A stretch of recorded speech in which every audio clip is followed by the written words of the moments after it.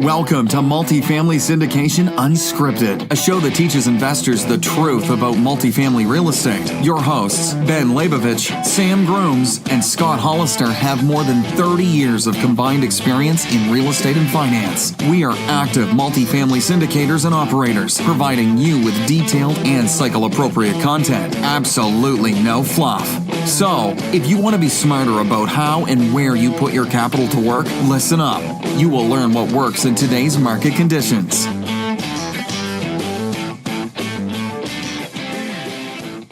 So, just so that you guys know, and I'm sure that you do, the first episode, and Sam wasn't there, Scott and I recorded that episode on our own. For property taxes? For property taxes. This property tax item is a volatile item, and that's something that can really destroy your underwriting if you're not careful. And it's very market specific, obviously. Insurance is kind of like that. And it kind of makes sense if you think about it. So if you are located in a place where it gets cold and pipes freeze, do you think your insurance is going to be more expensive? The answer is yes. If you are located in a place that gets a lot of rain and it's very hilly, and there's a lot of water that's flowing down toward your foundation, and sometimes it's getting in, and there's furnaces down there, and the water covers furnaces, and it's not unheard of. Do you think your insurance is going to be more expensive? Yes. Do you think that if in your city the stock of buildings is older, do you think the insurance is going to be more expensive? The answer is yes. Do you think if you are prone to hurricanes, if you are, natural disasters, do you think that's going to impact insurance costs? Yes. One of the reasons I love, and there's many reasons I love Arizona, is because it is a very low property tax state, but it's also a very low insurance state, all things considered.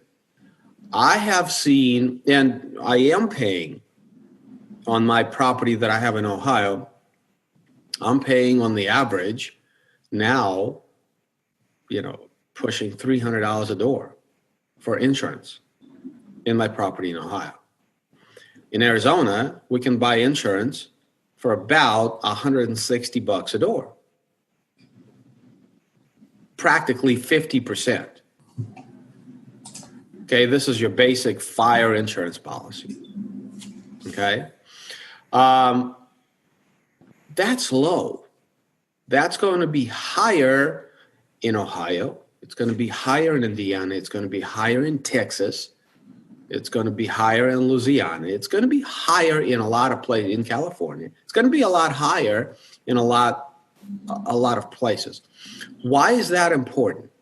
Because at the end of the day, what you are looking at when you buy income property is how much income am I generating and how much overall cost am I going to have? Like by the time I bundle everything together, all of these line items we've been talking about, how much is that going to cost me? All of it together. The property tax is a volatile thing. I mean, we see in Arizona here that we can underwrite property for $450 a door tax, just because that's, the way it is. Plus another $160 of fire insurance. And you've got yourself about plus or minus $600 in those two line items. Well, you take that property and you put it somewhere in the Midwest, and your property tax goes up to $1,200 a door, if you're lucky, okay? And then your insurance goes up to $300 a door. And instead of, cumulatively talking, instead of $600 per door for those two costs, tax and insurance, you now have $1,500 per door in just those costs. Thereby, if everything else is left equal. If all of the, and they're not because we discussed R&M is going to go up in certain cases when your stock is older, when there's a lot more, going on, when there's a lot more boilers and chillers and all that stuff. Other costs will go up as well. But even if we say everything else being equal, you've just picked up $900 of operating expense on a per door basis in just taxes and insurance. And so you better be asking the question of, well, okay, if I'm going to buy a property over there, then the income better be higher. But is it? In most cases, it's not. Okay, this is why we like Arizona, because it's. So if I don't know what the insurance is for my area, is it okay just to use the T12 insurance amount? No, because the T12 guy could have had this policy for 7 years. Right. He hadn't had any claims. Maybe they inflated it somewhat, but maybe they didn't inflate it all that much. So you can't trust that. Right. And maybe, the purchase price was so low that the insurable value isn't comparable to what I'm paying for it. Exactly. Just the same as taxes. You can't assume because the other guy was paying X that you are also going to have that. Yep. And you need to be careful. We can talk about South Mountain. So in Arizona, we expect 150. When we're underwriting South Mountain, we saw 300, and we found out, South Mountain is actually in a flood zone. And in Arizona, you would never expect to be in a flood zone. These flood zones were determined in 1950 when we first put in canals, and 30 years before there was ever construction and in that area. And they haven't taken into effect any changes that have happened since then. And so lenders still require flood insurance, even though there's never going to be a flood at that property. Yeah, there's never been one. There's never going to be one. And these canals, obviously you're in Arizona, so it's a water delivery system, essentially. So they're man-made canals, and you have them everywhere in Phoenix. And you'll have them like, in a $3 million house is going to be in a flood zone because right behind the house is going to be this canal running, in like some place in Scottsdale, So it's not to anybody any kind of a deterrent for any reason whatsoever. It's just the way the city is set up, the Right. water distribution system. These canals are part of it. Well, like Sam said, when they first laid out those canals, they said anything close to the canal, it's got to be in the flood zone, FEMA said. It's got nothing to do with any kind of potential of flooding whatsoever, basically. It's just on the books, it's next to a canal, it's got to be a flood zone. But this determination happened in the 50s. Right. Mm-hmm. And so, but not knowing that, your insurance cost is doubled. So we're at $300 a door at South Mountain, and we got such a good deal, and we have economies of scale like on payroll, so we can absorb that. But you just have to account for that, and you have to know if you're in a flood zone or not, and that your insurance is going to be a lot higher. Yeah, and we are working, right, Sam, on yes, on mitigating that with FEMA, because there are processes in place. Yeah, so you can have a surveyor come out and determine the elevation of the flood zone, the elevation of your buildings. If there's a certain amount of difference, you can have FEMA basically almost remove you from that flood zone in effect, and not require the significant flood insurance that you have otherwise. Mm-hmm. And so we're in the process of that right now, but obviously we couldn't do that before closing.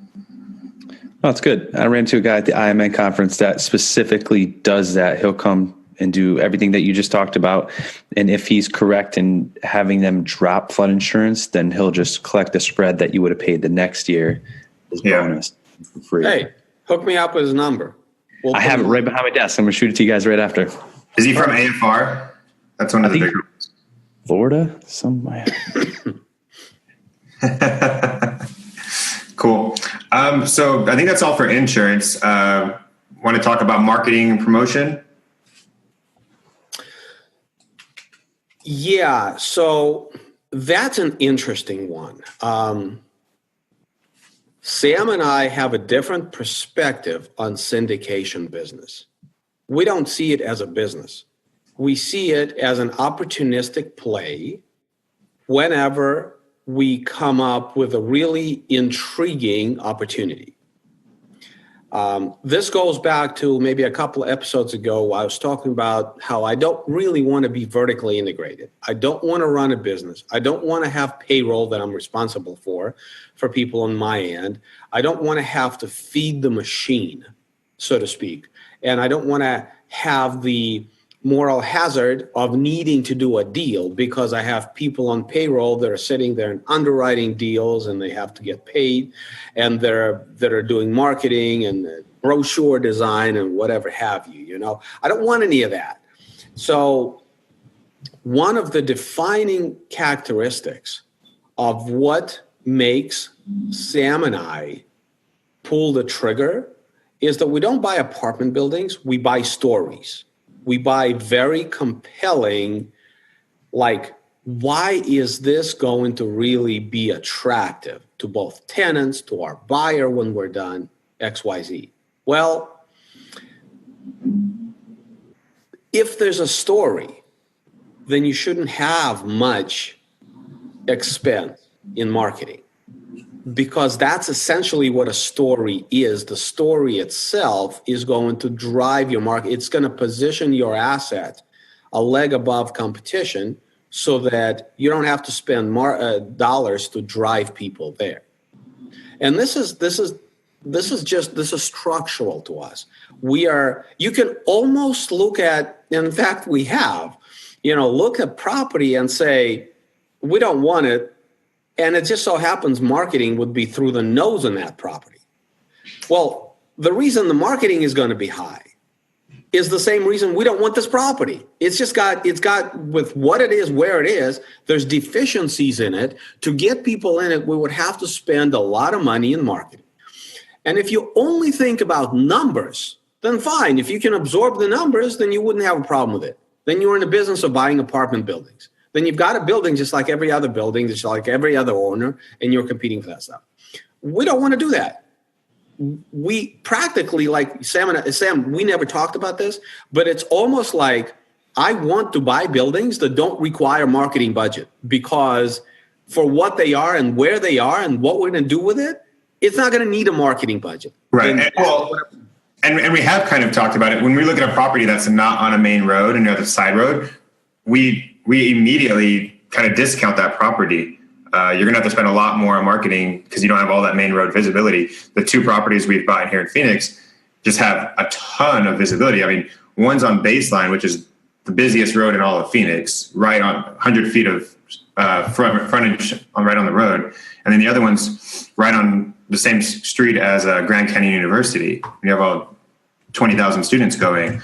And I think we look for, like you said, like a place that have a story but they also have a lot of visibility, and you don't have to spend $1,000 a month marketing it. But it's important to note that we also underwrite spending $1,000 a month for marketing or more. Yeah. Right. But the perspective on it is that we really don't want to have to spend that. Yes, you'll have to have a website hosted. You will have to have some amount of marketing dollars, $200 a month, whatever. You just structurally you have to have it in order to have a website, in order to, but you really want to buy the kind of property that you can look at it and you can say, because of what it is, where it is, because of the unit layouts, because of the unit mix, because of the unit sizes, because of the finishing textures, because XYZ, it's just not going to need marketing. Case in point, South Mountain, yesterday we get reporting from the on-site manager on a weekly basis on Monday. So yesterday was the 25th? This month, the 1st of March through the 25th, she had 67 walk-ins to that property. We have not a zero, it's zero vacancy right now. She had 67 walk-ins to that property. We're not marketing, we're not advertising anything. 117 unit property, she had 67 walk-ins. That's what we want. Yep. And another case in point for, I think I just pulled up Canyon 35's marketing expense last month for February. We spent $59 in internet advertising last month. Throwing down the big bucks. Yeah. Big spenders. Yep. And I think another key point is you really get economies of scale, though, if you do have to have marketing when you go from 100 up to 200, 300 units, because that $1,000 a month in advertising on apartments.com isn't going to change if I have 100 units or 200 or 300 units. So if you are having to market, it's much more efficient to have a lot of units. So if you're not going to have a lot of units, it's much better to do what we do, which is buy stories instead of buying apartment buildings, whereby structurally you're not going to have to spend a lot of marketing. The same rationale goes for general and administrative.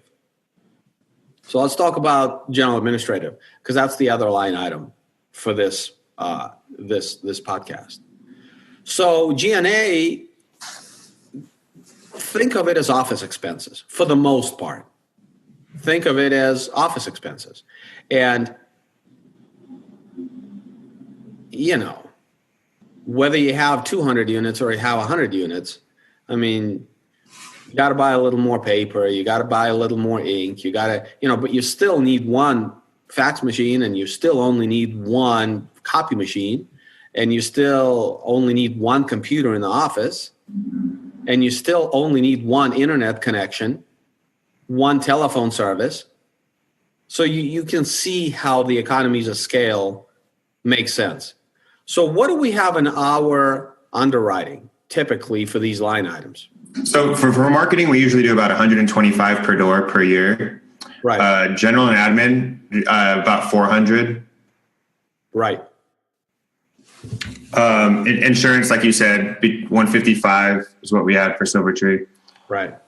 For general and admin, you also have legal costs. So if you have any evictions or anything like that, you're going to show up in general and admin. And that could either show up in G&A or it could show up in contract. It could be one or the other. But I will have to tell you that maybe we need to move our G&A up to like 150 because I have noticed we've been running a little higher than what we underwrote. So we may have. You mean a 450? A 450, yeah. Yeah.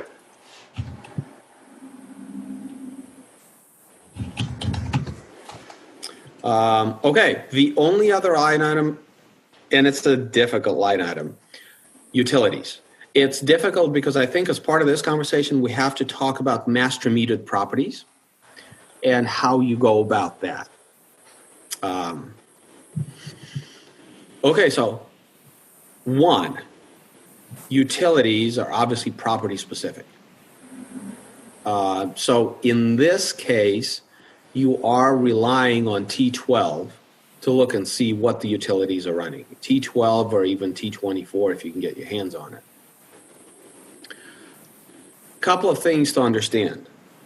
If the property is right, if you're buying a repositioning property and it's been running with 15% vacancy, your utility number in the T12 is going to be false. Why? Because you are either paying to heat and cool vacant units, right? Which means it's a utility expense of the property.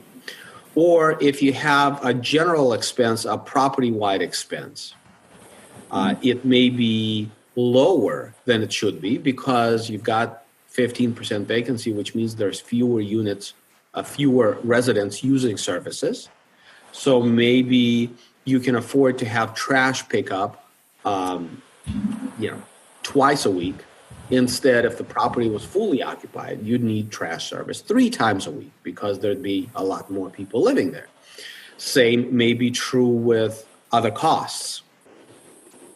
Okay, so in that we tee this up with, you're looking at T12 to kind of gain an understanding of where the property operates in terms of, the utility costs. Understand it's very dynamic number. It could fluctuate, and then you're really looking at what you have asset by asset, like what you are buying and how it's been running, in order to understand if the T12 needs to be adjusted going forward based on your future performance. And this is true even for individually metered properties. Now, master metered, typically we don't buy. We're not interested in master metered because there's such a thing as called functional obsolescence. And this is where, at the time a property was built, maybe some aspect of it was okay within the scope of accepted norms. But today, people simply expect something different. And you can have this manifest itself in unit layouts. You can have it manifest itself in not having sufficient closet space. You can, not having microwaves or not having dishwashers and having no room in the kitchens to install those things. All of those are examples of inherent functional obsolescence that unless you can remedy, you've got a functionally obsolescent property that you don't want to buy. In terms of utilities, people want to control their own heat and AC. In 2019, people simply want to control their own heat and cold. Period. Trying to sell to people that it's good for them to not have that control is going to be a hard job that you just don't want. Even if you could make money on it, you just don't want. And then you back into the money conversation. Well, what if it's a master metered property and you just, you collect money for it, you increase the rents, and so the property pays for all of those costs, but you simply collect it. Well, that's a lot easier said than done. Why? Because how do you market it? Let's say you have a 2-bedroom, 2-bath apartment. And let's say the building next door to you, for the same condition, same approximate size, let's say a 2-bedroom, 2-bath rents for $1,125. But your 2-bedroom, 2-bath, in order to get $1,125 in rent, plus to pay yourself back for the utilities, you would have to collect $1,475. Well, how do you market that? How do you efficiently get this message out to people? Hey, you never have to worry about your utilities costs because it's fixed and it's built in. First of all, it being fixed is not a great thing either because the utilities go up all the time. And once you sign that lease for months, you can't do anything with it. Okay? So it's really, really quite hard on the marketing side to present this as a winner to people. Couple that with the fact that it's functionally obsolescent, all the people see is that big number, and it's just really, really difficult to operate. Mm-hmm. Make sense?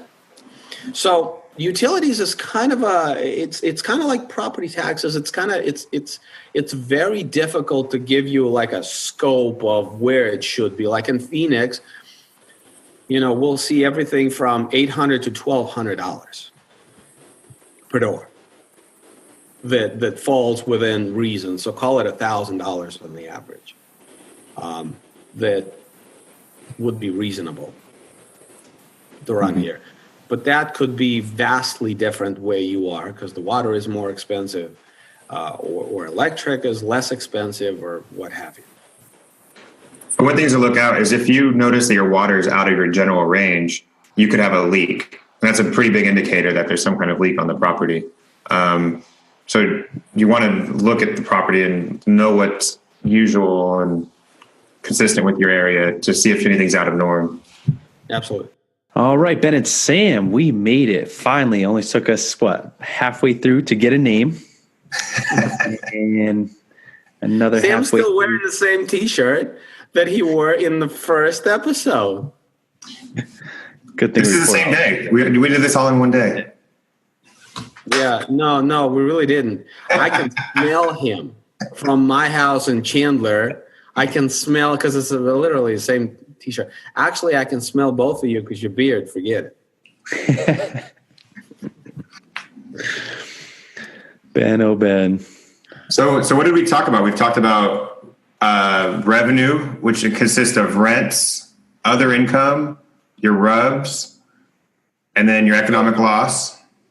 So we need to bring this thing into a landing, right? We spent 11 episodes taking kind of a detailed, although, there's only so much detail you can do without really putting your nose into a spreadsheet kind of thing.